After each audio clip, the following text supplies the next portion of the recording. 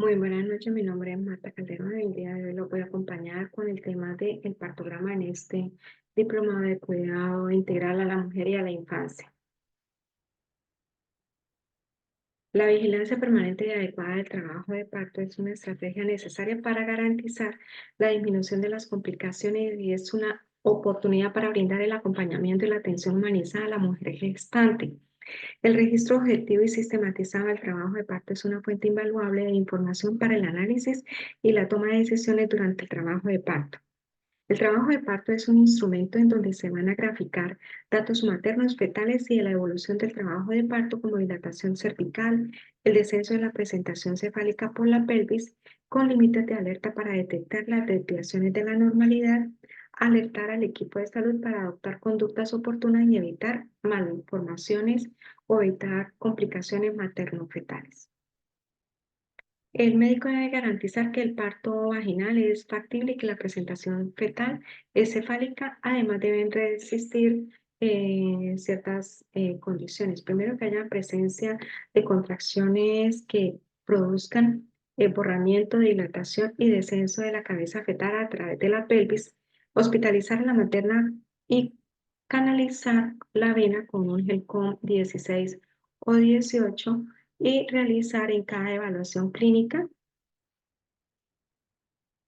los requisitos para el éxito del parto, que incluye lo siguiente: evaluar las características fetales, evaluar el bienestar materno, evaluar la pelvis y verificar la actividad contráctil, evaluar que la pelvis sea favorable, que no haya una desproporción cefalopélvica, y el feto vivo asume una actitud funcional que es favorable para el descenso a través de la pelvis, y considerar los tejidos blandos maternos o circunstancias del continente. Este es el partograma en donde lo vamos a explicar cómo se diligencia más adelante. En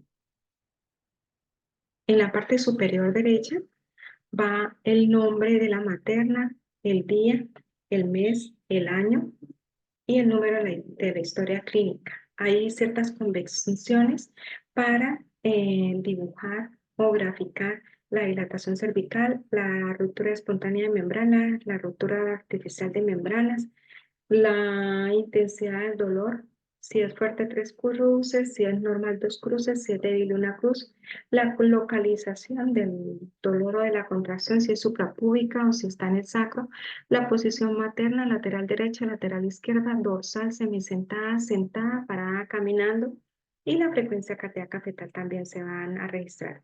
En la parte inferior se van a registrar datos maternos y la frecuencia cardíaca fetal. Datos maternos como posición de la materna, tensión arterial, pulso materno, frecuencia cardíaca fetal, duración de contracciones, frecuencia de contracciones, el dolor, en dónde está localizado y de qué intensidad es. La hora real es la hora que ingresa la paciente, que se va a graficar o se va a registrar en hora militar, y la hora de atención es la primera hora, segunda, tercera, cuarta y así sucesivamente. En el eje de las X va el tiempo, que es primera hora, segunda hora, tercera hora, así sucesivamente. En el eje de la Y va en centímetros la dilatación cervical, desde el primer centímetro de dilatación hasta que se produzca el parto. En esta gráfica es donde vamos a tener en cuenta para graficar la línea de dilatación. Cada cuadrito corresponde a una hora y cada hora corresponde a 4 segmentos, cada uno de 15 minutos. La curva de alerta se debe construir a partir de los 5 centímetros de dilatación o los 6 centímetros de dilatación, teniendo en cuenta las condiciones de cada materna que nos ingrese. Por ejemplo, aquí, esta es una materna que ingresa y se le registró la primera dilatación a los 3 centímetros. Primera hora, segunda hora, tercera hora. A la tercera hora se valora y ya va en 6 centímetros. Como empezó la gráfica de la dilatación por debajo de la línea de base, la curva de alerta la vamos a empezar a graficar en donde intersecta o en donde corta la línea de base a la unión de los dos puntos de la dilatación. Entonces, esta gráfica va a ser realizada en base a estos tiempos. Entonces, de 5 para llegar a 6 centímetros necesita 2 horas y media. Luego, de 6 para llegar a 7 necesita 1 hora 25. Luego, para llegar a 8, estos tiempos. Según estos tiempos, es que se va a registrar esta curva de alerta. Y así se va a registrar la curva de descenso de la presentación cefálica. Aquí podemos ver la curva de dilatación, aquí podemos ver la curva de alerta y aquí vemos la curva de descenso de la presentación y esta es la línea de base. Entonces, donde se intersecta dos puntos de dilatación sobre la línea de base es donde vamos a empezar a graficar la curva de alerta. Esta es una paciente multípara en trabajo de parto, viene en decúbito con membranas íntegras, llega en 4 centímetros de dilatación con un trabajo de parto activo. Entonces, el paciente multípara viene en decúbito, entonces aquí está horizontal, multípara con membranas íntegras y llega en 4 centímetros de dilatación con trabajo de parto activo. A las 2 horas, 2 horas ya va en 6 centímetros, entonces aquí empieza a graficarse la curva de alerta. ¿Cómo se va a graficar esta curva de alerta? Entonces aquí la vamos a ver más ampliamente y más claramente. Entonces, llegó en 4 centímetros de dilatación y a la segunda hora de estar ahí ya tiene 6 centímetros de dilatación.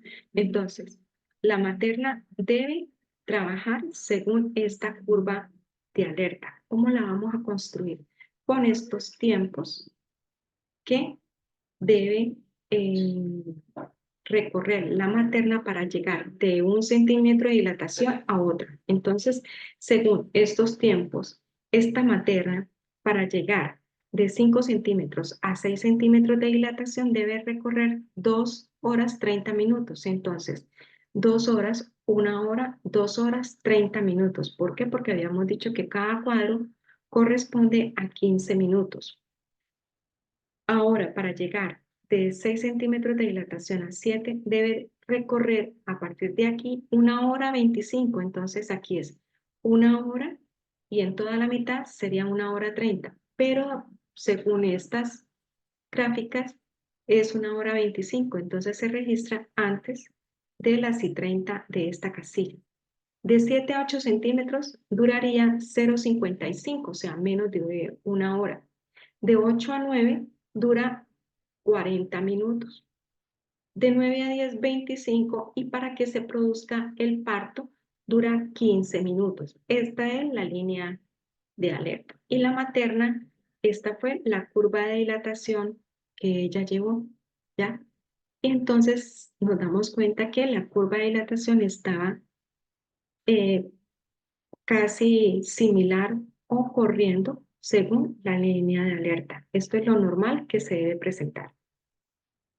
Otro caso, paciente primípara con trabajo de parto en decúbito, membrana rota, llega en 4 centímetros de dilatación con trabajo de parto activo. Entonces, aquí está esta materna, aquí iniciamos, ¿dónde vamos a iniciar la curva de alerta? Entonces sería aquí, esta es la curva de alerta y esta es la de dilatación.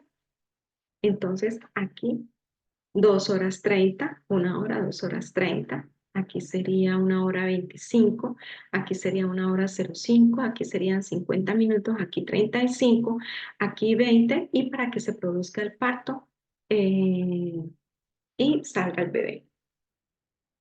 En este ejemplo, una paciente primípara con trabajo de parto en decúbito con membrana rota llega en 4 centímetros de dilatación con trabajo de parto activo. Entonces, aquí está. Esta es la curva de dilatación de la materna. De 4 a 6 centímetros intersecta la línea de base. Empezamos a construir la curva de alerta. Entonces aquí está. De 4 para que llegue a 5. Entonces son 2 horas y media. Aquí están 2 horas y media. De 5 para que llegue a 6 es 1 hora 25. De 6 para que llegue a 7. Y así sucesivamente se va graficando la curva de alerta. Entonces, ¿qué sucede? Esta es la curva del descenso, según los planos de Hodge, que se va a graficar según la dilatación. Esta es la línea de alerta, que es la que debe seguir la materna, según las características en donde englobemos la materna que nos llega. Este es el descenso de la presentación o la variedad de presentación, y esta es la curva de dilatación. Entonces, ¿qué vemos acá? Que la curva de alerta está a este lado. Lo normal de esta dilatación es que vaya pegada a la curva de alerta. ¿Qué sucede? El retraso de la fase activa. Hay un retraso de la fase activa.